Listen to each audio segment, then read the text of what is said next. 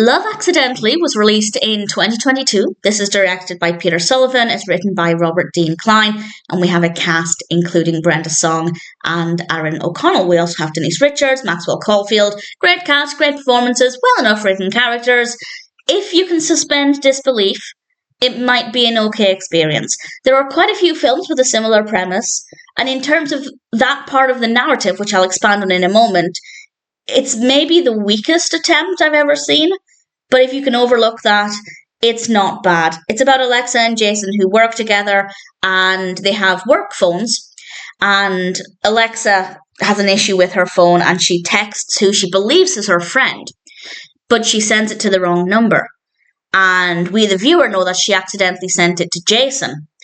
But because it's a new number, he doesn't have her work number and she doesn't have any numbers in her phone because she lost her contacts, and apparently there's not a place to get all of the contacts at work. I have no idea. And that in itself would have been okay if they stopped it there and they just communicated by text. Of course, she could have made the effort to find out whose number it was, so she's not exactly thinking very clearly here, so that needs to be overlooked. But for me, the biggest issue is that they spoke on the phone.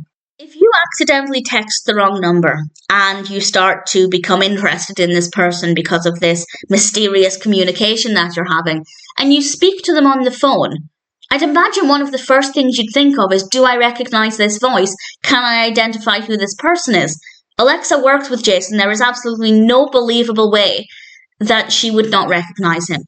So as far as I can remember, every other film I've seen that does this, where somebody communicates with somebody not realizing they already know the person, whether it's through a dating app where they don't use their own profile picture, or it's through text and they don't realize it's that person's phone number, it's always been done through written communication. They've never heard that person's voice.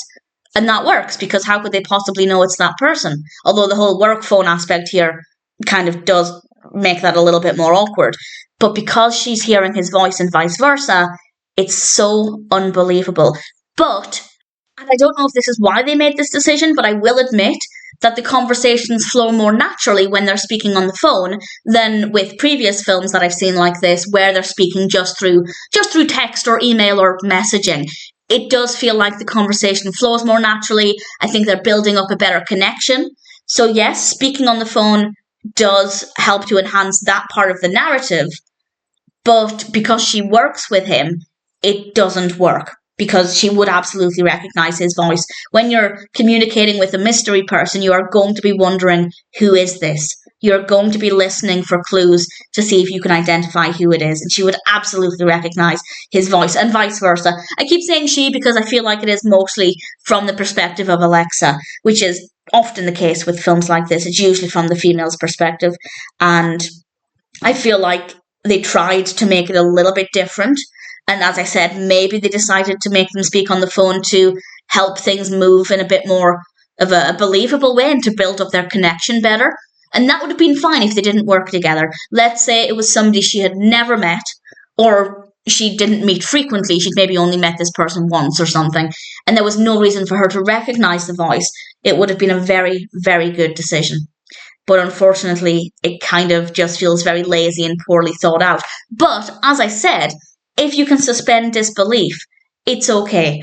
If we ignore the fact that there are so many issues with that part of the narrative, and we just focus on the fact that it's about two people who in the real world don't necessarily get along that well, but in this little, I guess, fantasy world where they're developing this connection with somebody mysterious, and obviously they don't know if anything will ever come of it, if we just focus on those aspects, then it's okay. The narrative otherwise flows well, the pacing is good, the characters are likable. I have absolutely no issues with any of that. We have a nice variety in what's happening in the film. The performances are very good. So unfortunately, the main point of the narrative is poorly thought out with a lot of issues. But everything else is absolutely fine. So I do recommend it, but you absolutely need to look past the fact, if you're going to watch it and enjoy it, you need to look past the fact that there are so many issues with the main part of the narrative. So it could have been a great film.